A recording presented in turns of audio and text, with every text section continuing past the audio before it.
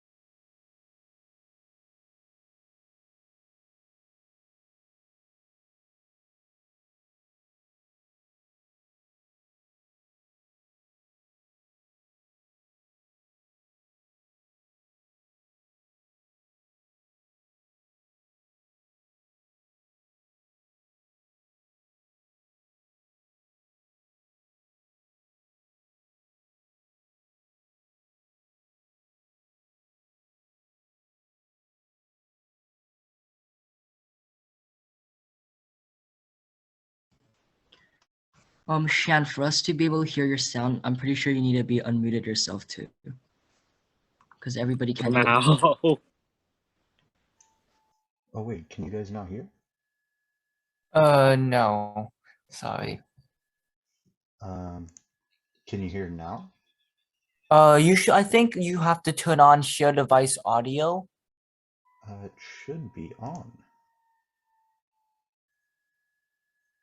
Ah, okay. In open area so that the people can know about the truth of life. Can you guys hear? Yes. All right. So going to the cremation ground was really interesting. Thought it might be confronting. I'll also restart it. Sorry about that. If you guys would like, we can restart.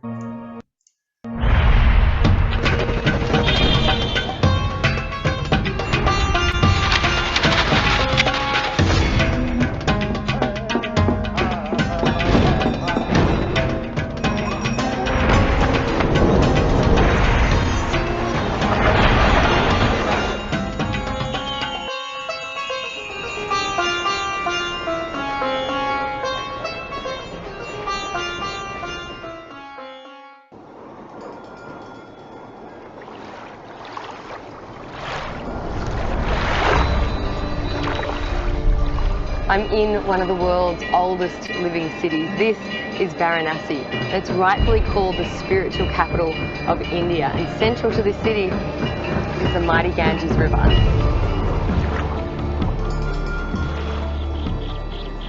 Mother Ganges is one of the holiest river for Hindu religion, and the Hindu people believe that if anyone will have a bathe into the Ganges river, their all sins will wash out. The Hindu people called it Mother Ganges because the mother always take care of their son.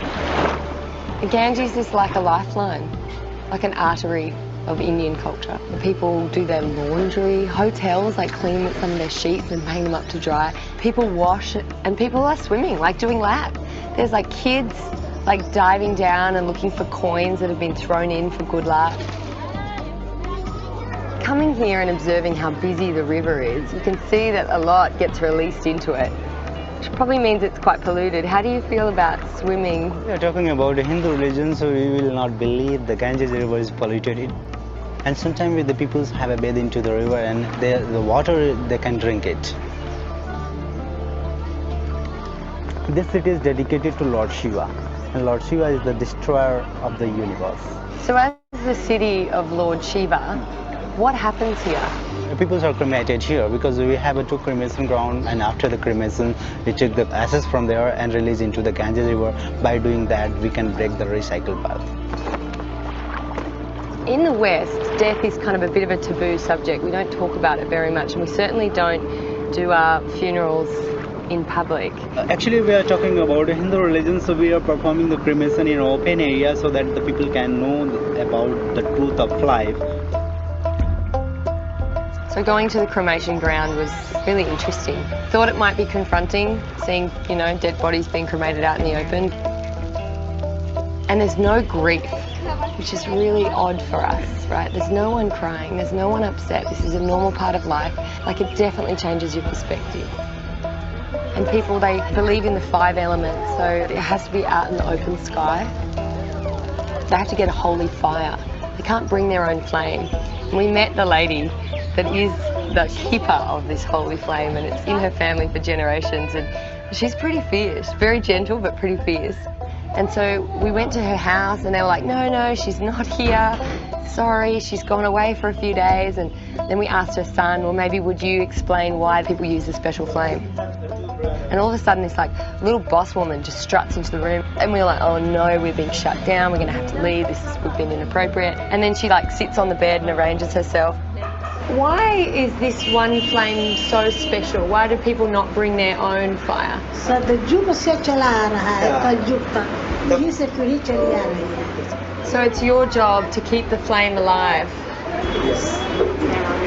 नहीं, हम लोग कहते हैं कि डरो मत, यही गति तो सबका होगा. उसको तो निश्चित है कि उसको जाना है, वहाँ रहेगा नहीं. हम भी आज या कल जब भी आ जाएगा चले जाएंगे. जिसका अंत हो, जैसे भी या जैसे भी मरे. Thank you very much. We really appreciate it. Thank you. So I think this is a city where, yeah, while it's about death, this is where you'll learn about life.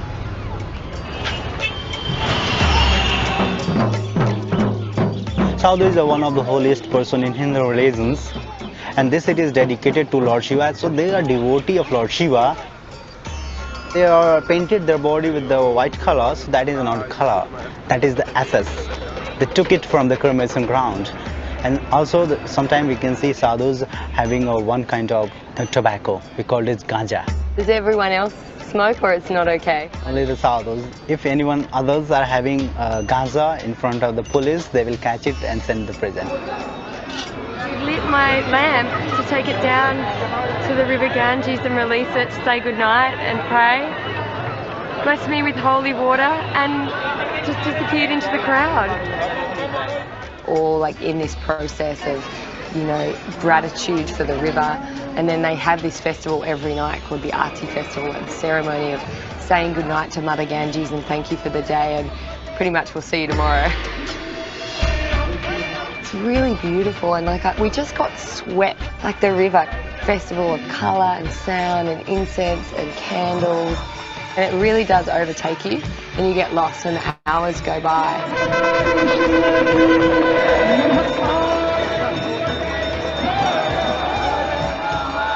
And I was looking for somewhere to sit, and there was just these beautiful women in very vibrant coloured saris, like a photograph, a postcard. And it was right in the middle of them, and she got part of her sari and she just laid it over my head, and the whole aarti, which goes for a long time, I was one of them. They just included me. The colours, you want to eat them, they're so juicy, so rich, because it is crazy and full on, and you're walking, you got to watch your step, and then there's these women. And they're so elegant and beautiful, and they're in the most vibrant coloured saris you can ever imagine, and they always look $1 million. I wanted to see the silk being woven. We went to this like little part of town, and it was like walking into another country. And there's a Muslim call to prayer, and it's like this soundtrack. Like the little alleyways, and you can hear this gadunk, gadunk, gadunk, gadunk. we're kind of getting these little glimpses through these shuttered windows, and we walk through the first door, and I can't even explain the machinery. It's like spiderweb, you know, it's like, it's thinner than my hand. But just seeing it like coming to life, this is more intricate than I could have ever imagined, and I think we take this kind of artisanship for granted. And like one of the strands broke and everything stopped, and the guy immediately went and found which one of the 100 bolts of silk it was coming from, tied it up and continued. We come to another place, and this is where they are making patterns. Cardboard pattern with hole punches in it. To make a beautiful like eagle or a lotus. Then we went around to the next little place, and it was like a pulsing, pumping room. This is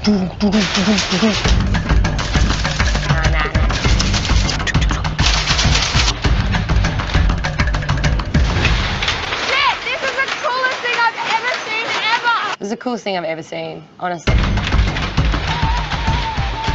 It stumps you, right? There's 1.2 billion people in this country. And there's all these paradoxes, but everyone lives kind of seamlessly. And I actually think that when you break it down and meet the people here, you realise how open-hearted they are, how accepting they are, how curious they are about you, about other people, how much they just want to know you. And I think that that might be why they're so peaceful, why they can live with such paradoxes all in one place quite seamlessly, and weirdly, kind of in an organised chaos. And I think it's their open-heartedness that allows them to do that.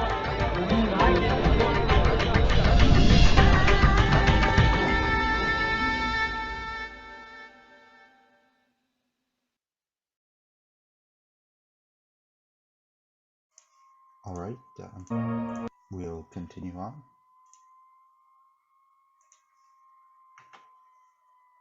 Okay. So the history of Bollywood now.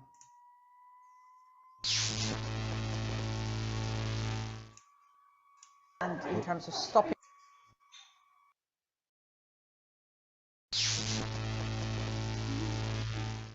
One of the things to think about is Indian film industry is now 100+ years old. The first feature film was released in 1913.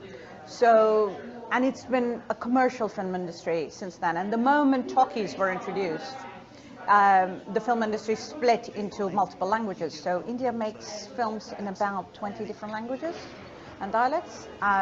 Most of it is commercial.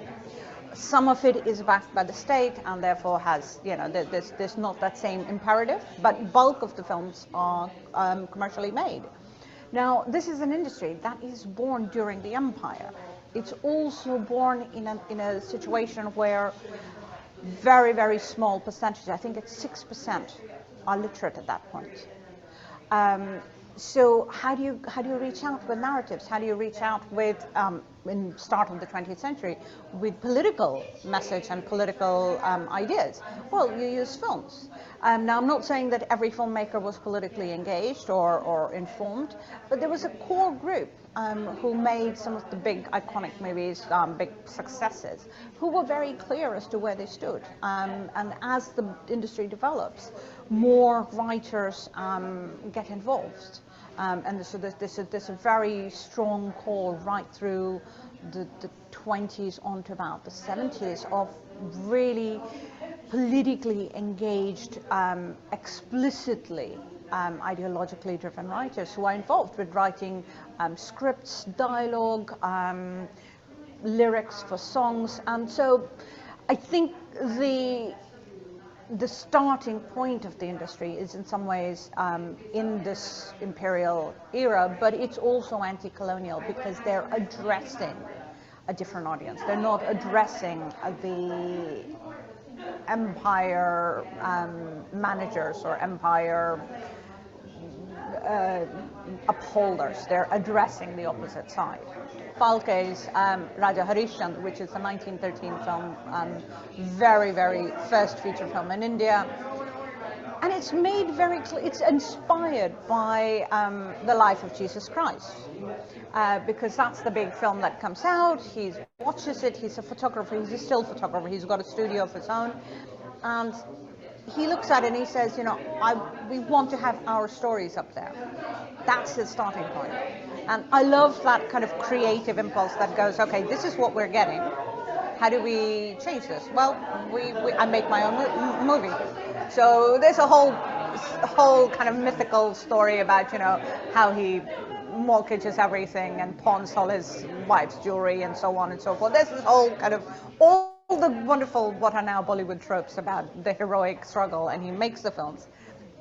He puts it all together, and it comes out and becomes this huge success. And it is the story of a very popularly known character from antiquity, mythology, however you want to place it, of the just ruler. And even though it isn't explicit at that point, but there is very clearly a critique built in of, you know, this is the just ruler who is Indian versus, let's say, the ruler who's neither. So I think that's the starting point of it. And I think that continues. We were talking about, in the session, about even the contemporary films. There's very much a sense of political critique. There's a very clear sense of anti-colonial critique that's built in. Having said that, there is of course also political agendas and funding that goes into, let's say, films that are not going to be things that you and I may agree with. So there is a lot of, there's a recent trend towards explicitly, for example, Islamophobic films, and that is a worry. But it fits certain agendas anyway. But then the flip side is we're also, you know, there's things about, you know, using the Me Too movement and around other social issues. So I think that's where the industry has stayed from its origins. 1913 is when the first feature film comes out. Within about 4 years, the authorities have picked up on the fact that this is quite dangerous. So the Cinematograph Act goes into place in 1920, although initial censorship has already begun. It's quite regional, it's quite local, it's handed over to the local administration, the imperial administrations in multiple districts of Bombay and Madras and so on. But there's the cat and mouse game that then happens between sort of 1920 and 1947 that filmmakers try and sneak in things, or there's certain coding that the censors do not understand. Sometimes when they're Indian censors, it's coded enough so they can look the other way. So there's a wonderful, wonderful moment of, you know, if you look through lots of films. One of the ones I was talking about was a song, which you know, in the 60s we learned in school as a kind of nationalist song, you know, and it basically, the line goes, it's like, go away world, Hindustan is ours, dur hato o dunya walon, Hindustan hamara. And it doesn't explicitly, you know, comes out in early 1940s, explicitly anti-colonial, explicitly anti-British. But somewhere down the many stanzas, it does this wonderful thing where it never, first of all, never mentions the British, never mentions England, never mentions any of the codes, but it has one additional line that says, we oppose everyone, whether they be German or Japanese, which is a nice way of kind of flying past the censors, because of course we're not talking about the British, we're talking about those bunch, and this is the war on. That kind of similar tropes, or similar techniques, I suppose I should say, have continued because the censor board still exists. There's a constant back and forth and debate and discussion about it. There are obvious political agendas, and in terms of stopping movies, banning movies, so on. So, and the same, similar kinds of techniques get employed even now.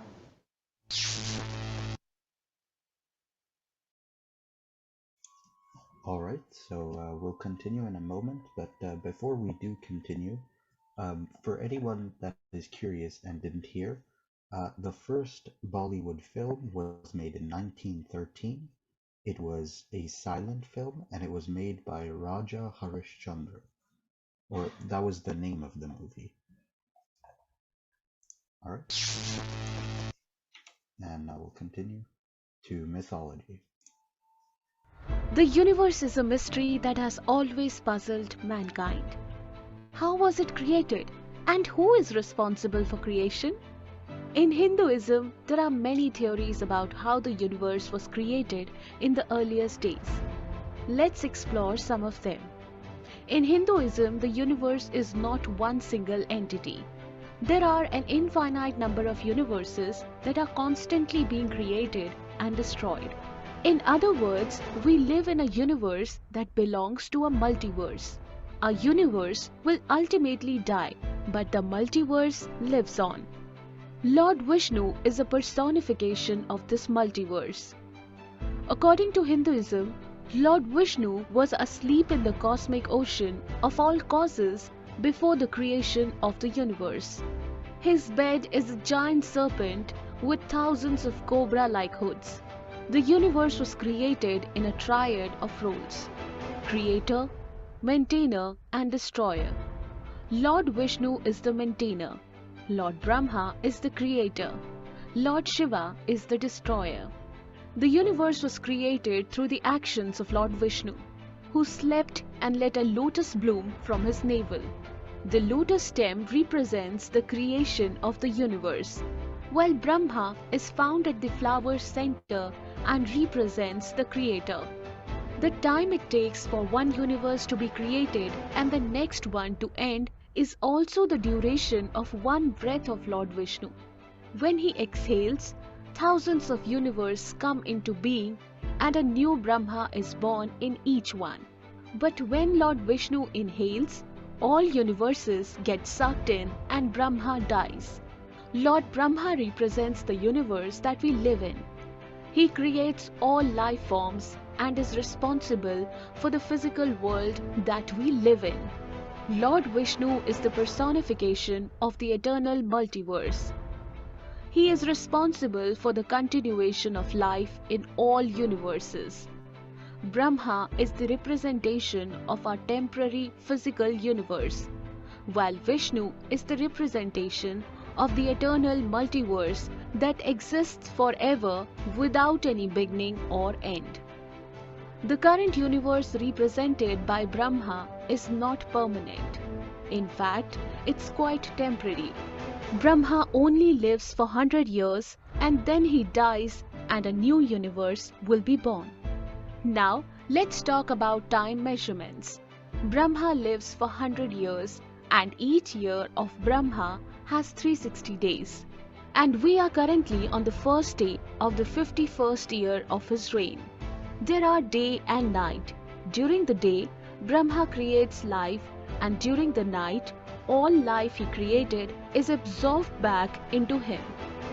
Therefore, we will only be there for this day of Brahma, which is the first day of his 51st year. But don't be sad. Let me promise you that this is quite a long day. Yug, large units of time. Think of Yug as a unit of time that is measured in thousands to millions of years. The Vishnu Puran, an ancient Hindu text, has details about these Yug measurements. A Mahayug is made up of 4 sub-yugs that are distributed in the ratio of 4:3, 3:2, 2:1. In a Mahayug, the Kali Yug is the shortest yug and lasts for 432,000 solar years, followed by the Dwapar Yug, which is twice as long as 864,000 years. Then there's Treta Yug at 12,96,000 years, and finally the Satyug, which is 17,28,000 years. So in all, a Mahayug on Earth lasts for 4.32 million years. Manvantar. The next major unit of time after a Mahayug in ancient Indian text is called Manvantar. At the beginning of a Manvantar, new life forms are created, and at the end of it, those life forms are destroyed. This is how the cycle of life goes on in the ancient Indian texts. One Manvantar is said to last for 71 Mahayug, or 71 multiplied by 4.32 million years. This works out to be around 306.72 million years in total. According to these ancient texts, all life on Earth will eventually be destroyed after 306.72 million years of evolution. Interestingly, around 252 million years ago, the Earth experienced its largest mass extinction event. Most species on Earth were killed, including nearly 90% to 96% of all insects. This was also the only mass extinction period of insects on Earth. After each mass extinction of life forms, there is a period of recovery called Sandhikal. This period lasts for one Satyug or 1.728 million years.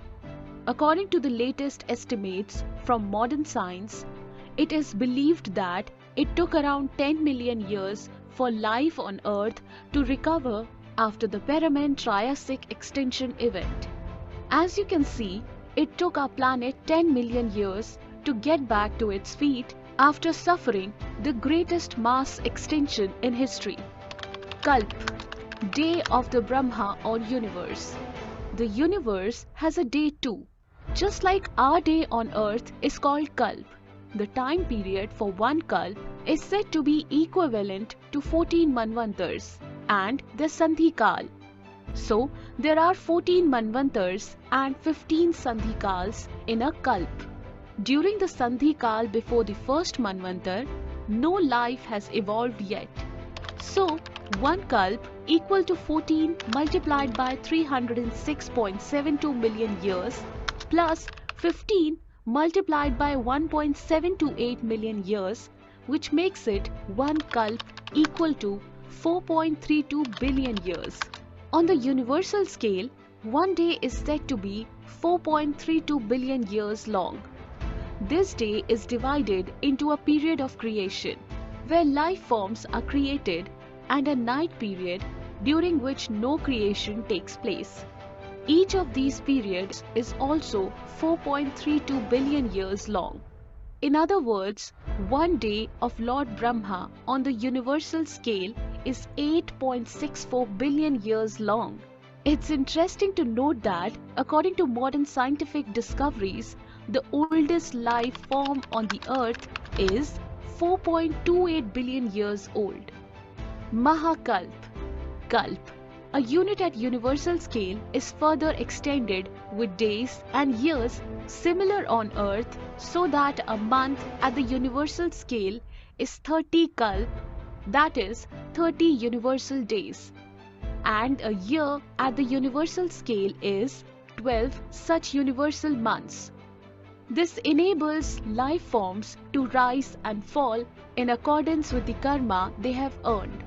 On the universal scale, 100 years are defined as the lifespan of a universe. This is called a Mahakalp. A universe is said to end at the end of its 100 years of age.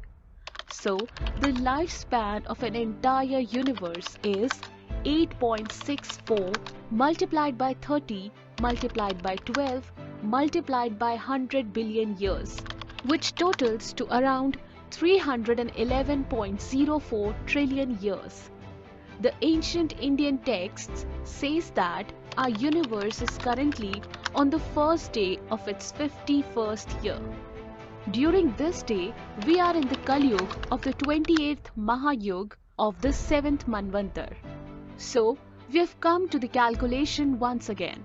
According to ancient Indian texts, the age of the universe is 50 universal years plus 6 Manvantars plus 7 Sandhikal plus 28 Mahayug. 50 universal years equal to 8.64 multiplied by 30 multiplied by 12 multiplied by 50 billion years equal to 155,520 billion years. 6 Manvantars. 6 multiplied by 306.72 million years equal to 1,840.32 million years. 7 Sandhikal. 7 multiplied by 1.728 million years equal to 12.096 million years. 28 Mahayug. 28 multiplied by 4.32 million years equal to 120.96 million years. So, the age of the universe as per ancient Hindu texts is 157.49 trillion years. Modern science tells us that the universe is around 13.799 billion years old. However, ancient Indian texts predict a much longer timeline. Ancient Indian texts says that the age of the universe is around 311 trillion years. This video is only an attempt to appreciate the great scale of time on which ancient Indians were working. We do not come across any other ancient civilizations that talk in terms of billions or trillions of years of calculations with specific names given to such large periods of time. Like the famous American cosmologist Carl Sagan said in his book Cosmos, the Hindu religion is the only one of the world's great faiths dedicated to the idea that the cosmos itself undergoes an immense, indeed an infinite, number of deaths and rebirths. It is the only religion in which the time scales correspond to those of modern scientific cosmology. Its cycles run from our ordinary day and night to a day and night of Brahma, 8.64 billion years long, longer than the age of the Earth or the Sun and about half the time since the Big Bang. Thank you so much guys for watching this video. If you liked it, like. The universe is. Alright, we will be looking at the Hindu religion now. Hinduism, the religion of over 1 billion people, is the world's oldest religion and probably the most confusing one to non-Hindus. Some say it isn't even a religion, more a way of life. Hindus themselves call it the Sanatana Dharma, the eternal tradition. So, what is Hinduism? Does YOLO apply to them? And who is this elephant guy? Well, let's find out.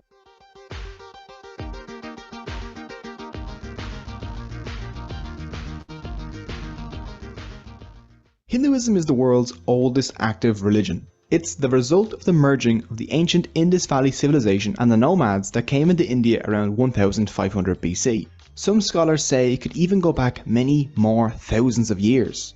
But we won't delve too deep into dates, because dates in Hinduism are very controversial. But one thing is certain, Hinduism is old, like at least 36 Betty Whites. Hinduism has been around for so long that it and the concept of India itself are inseparable. Hindu and India even come from the same word.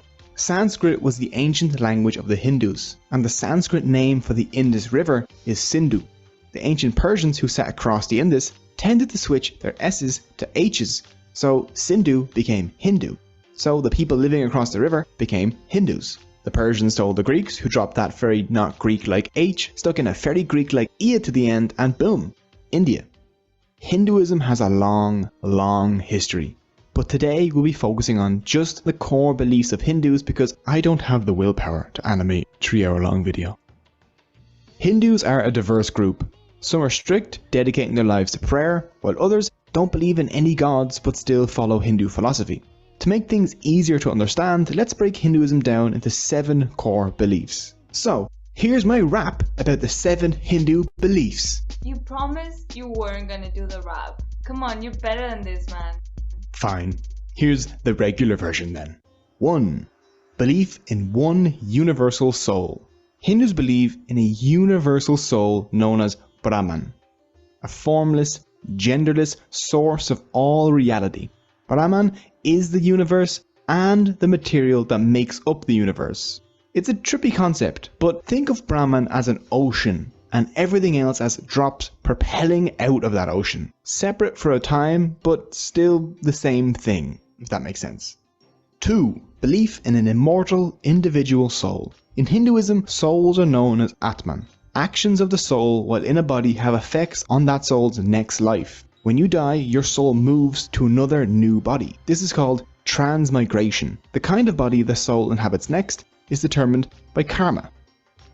3. Belief in karma. Karma is action, usually good or bad actions that affect society. For Hindus, karmic actions in the past affect us today, and our actions today affect our soul's future. 4. Belief in moksha. The goal in Hindu life is to somehow get back to Brahman. If a Hindu can do this, they will be freed from the cycle of life and death. This is called moksha. You can achieve moksha by realizing your oneness with Brahman.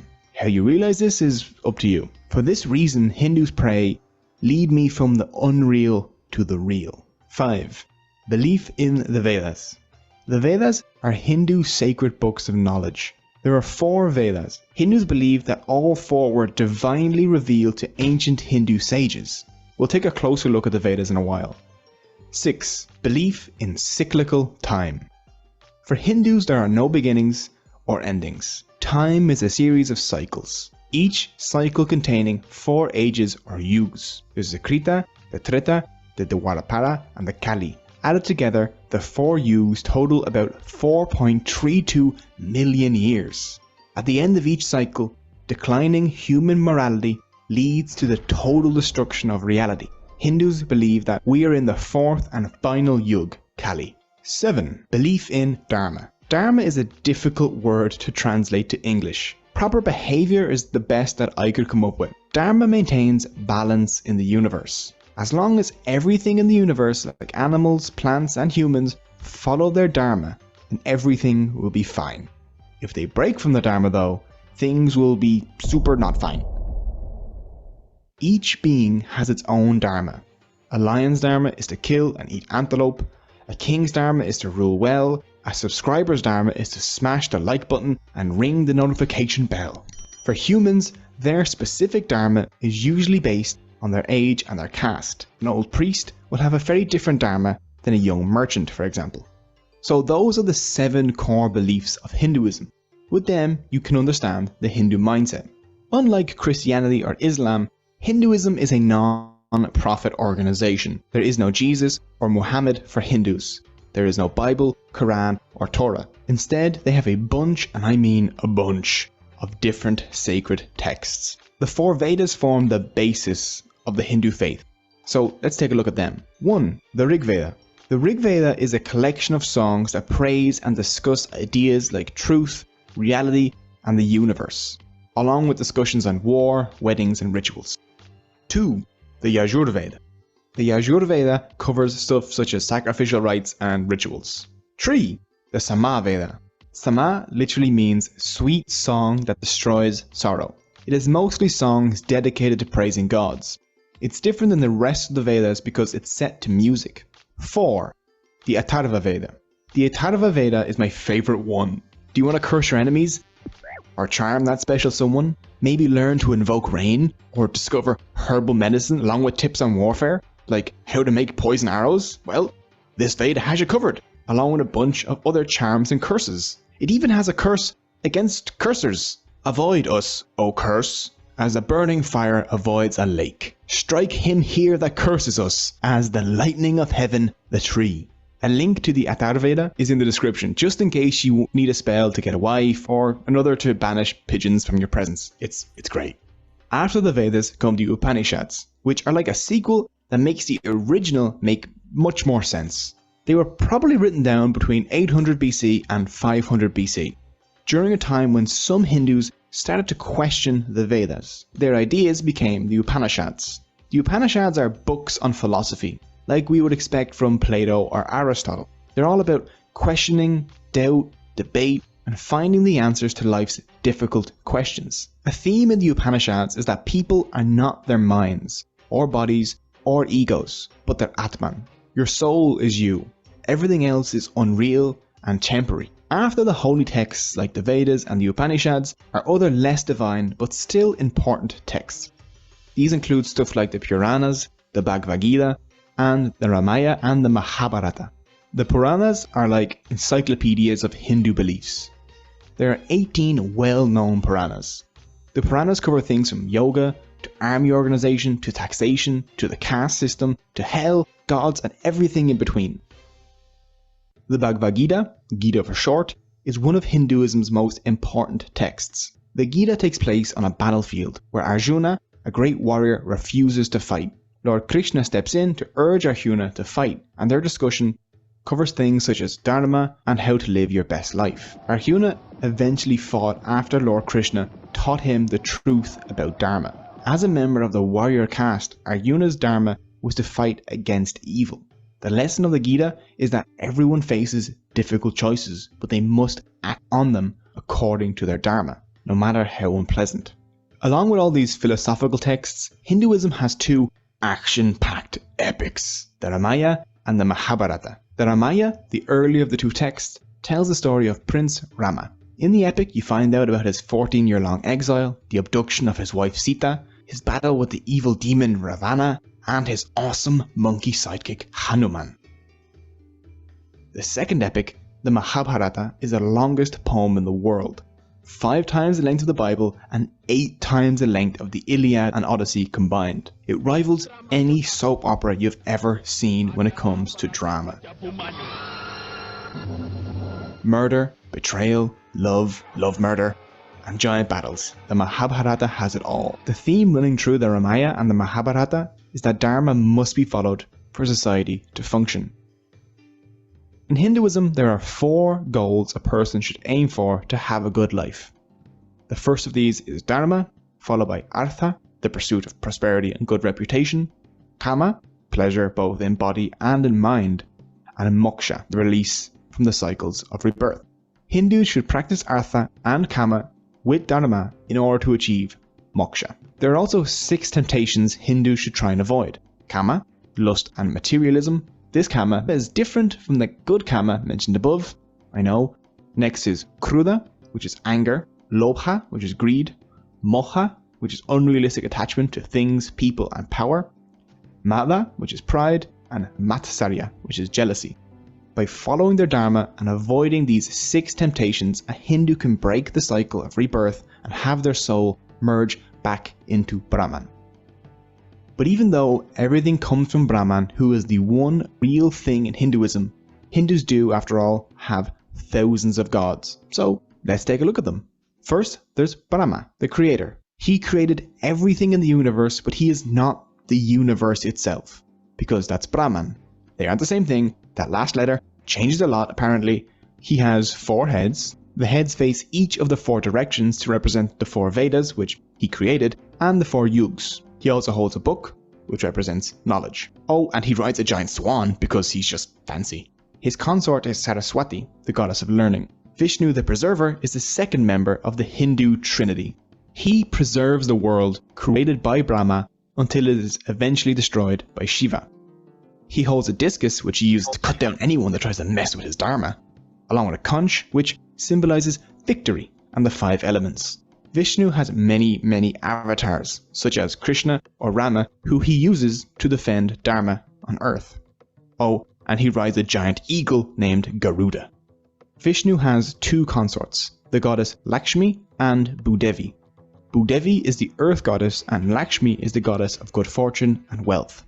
Next is Shiva the Destroyer, the 3rd member of the Hindu Trinity. It's his job to destroy the universe in order to prepare for its renewal at the end of each cycle of time. The most identifiable of his features is his 3rd eye, which he almost always keeps closed. If he does open it and you're in front of him, then you will have your face melted off. When not unmaking existence, Shiva enjoys long walks with his bull named Nandi. At the end of the Kali Yuga, the 4th age of the world, Shiva will perform a dance that destroys the universe. Which is odd because people have told me that my dance moves make them wish the world would end. So me and Shiva have quite a lot in common.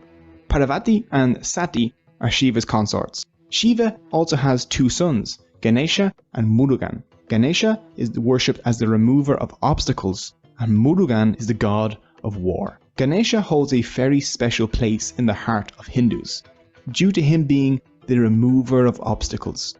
The elephant head is the most obvious clue to identifying him. He was actually born with a human head, but after Shiva cut that one off, he kind of had to make do with an elephant one. If you're Christian or Muslim, you're aware that your religion has a bunch of different denominations, like Catholics or Protestants, Sunni and Shia. Hinduism has these too. Hindus developed 4 major denominations, some of which have their own subdivisions.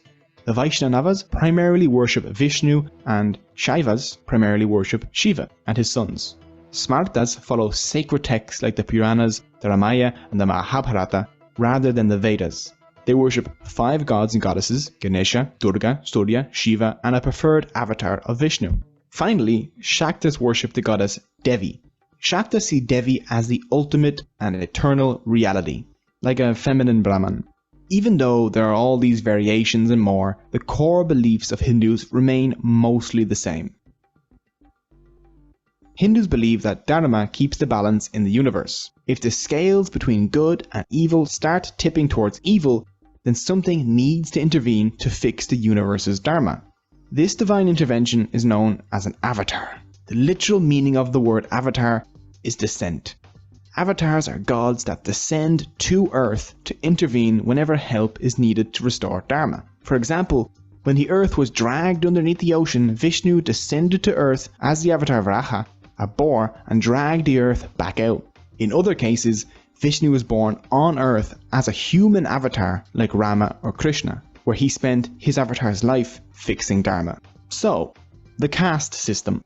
If you only know one thing about Hinduism, this is probably it. People see it as an oppressive system that locks people in place based on their birth. And for a huge part of history, that's what it's been, unfortunately. Let's do a quick explanation of what the caste system is.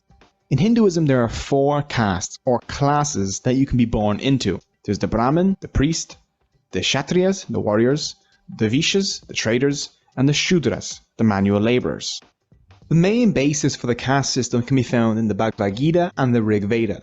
Krishna says in the Gita, "I have created a 4-fold system in order to distinguish among one's qualities and functions." The Rig Veda also refers to the 4 castes. It says humans were created from parts of the god Purusha, the Brahmin from his face, the Kshatriya from his arms, the Vaishya his thighs, and the Shudra his feet. This system was supposed to assign people functions based on their abilities, not their birth. If someone had the qualities of a Brahmin or a Vaishya, they could fill those roles. The Gita didn't restrict movement among castes, and the caste system functioned as intended for a while, until a document known as the Laws of Manu came about around the 5th century BC, popularly referred to as the Manu Smriti. They created hard rules for Hindu life. 2 rules presented in it contributed to the way the caste system turned out. Manu states that the Brahmin were the lords of all castes, and he forbid moving among the castes. The caste you were born into was now the caste you're stuck in. If you give humans a hierarchy, they'll exploit it, and things will go sour pretty quickly. As time passed, Hindus began thinking in terms of upper and lower castes. Soon, cleaning toilets, tanning leather, and dealing with meat products were thought to be impure. The people doing those jobs became untouchables, the lowest of the low, a people without caste. And the rest is history. The modern world has brought many changes though. Now Hindus mix freely while working together in the same businesses, attending the same schools, and generally just living together. But when it comes to marriage, many Hindus still stick to their own caste.